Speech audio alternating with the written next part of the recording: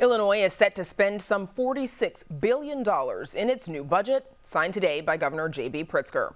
Amanda Vinicky joins us now with a breakdown of where all that money is going. Amanda.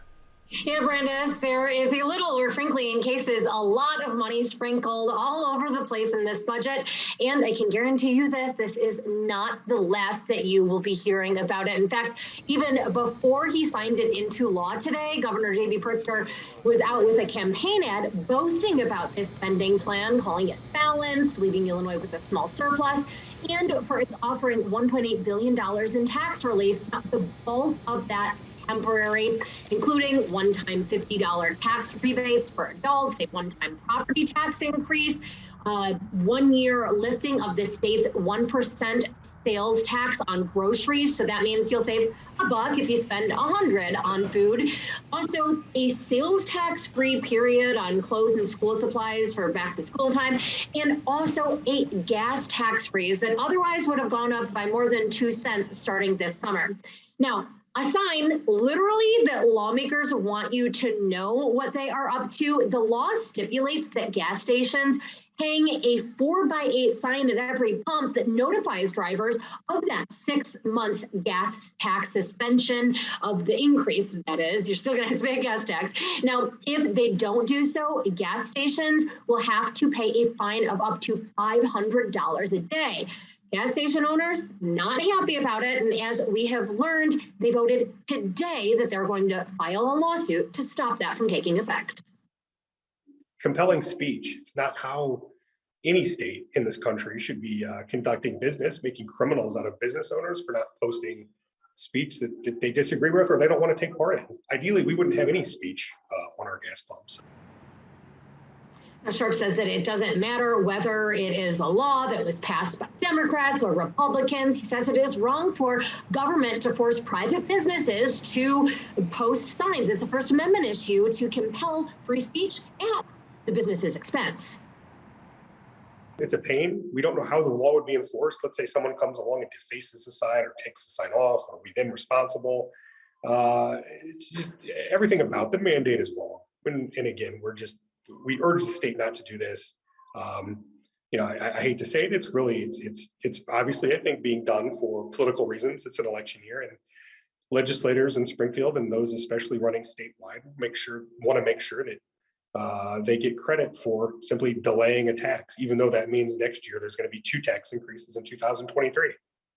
So a bit of an explainer there, that gas tax suspension of the increase, it lifts in January. So you're going to have that per gallon tax increasing at the start of 2023. And then per law, where it's tied to inflation, it will increase again come July of 2023.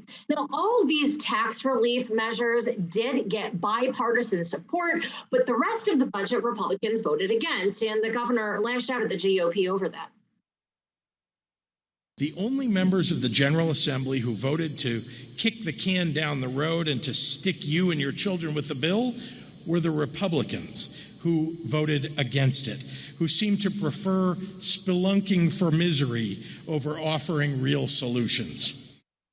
Republicans, however, say that this spending plan is insulting to voters and is obviously driven by ongoing campaigns. They say they had better ideas, but Democrats ignored them, excluding them from any budgetary conversations. They also warned that Illinois is spending, creating a lot of new programs that the state is not likely to be able to afford in the future. This continues to rely upon federal money to have the largest budget in Illinois history. That's what we have here. And we are very concerned that down the road, next fiscal year, the fiscal years after this, that we're creating programs. We're creating all sorts of programs under this budget that now potentially we're going to have to fund in the future when we won't have this federal money coming in into the state.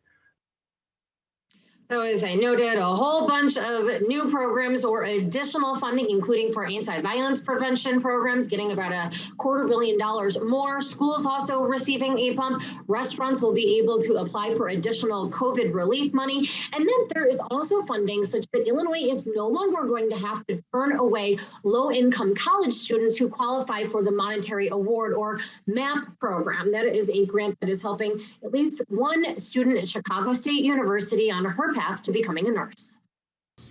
It has made me extremely honored and grateful to be able to receive the MAP grant. On college decision day, I was still undecided. We were attending classes virtually and my options were very limited due to the inability to visit college campuses. Selecting the right college was a family decision, and all because of my current family financial complications, it made it even more difficult. Citing these investments, Democrats say that this budget shows Illinois is back. You hear that sound? That's the sound of Illinois being back on track. That's the sound of great things happening across this land. I'm incredibly proud of the work we did here today, and I can't wait for the future of the state of Illinois, because Illinois is on the comeback. And then when you listen to all the Nancy naysayers of the world, the state of Illinois is broke. The state of Illinois can't manage their finances. The state of Illinois doesn't know how to balance their checkbook. Well, this budget and this relief plan helps all of those people. All of those people. You can clap for that too. That's okay over there. I heard that. However, I did speak with Democrats unwilling to be named on this front who say that a better option would have been to cool it on some of that one-time spending and put more toward paying down Illinois' outstanding debts. The bulk of that, of course, is Illinois' pension debt. This budget does pay the full required amount for this year and then puts in additional money, about $500 million more. But that unfunded liability still stands at over $130 billion. With that, Brenda.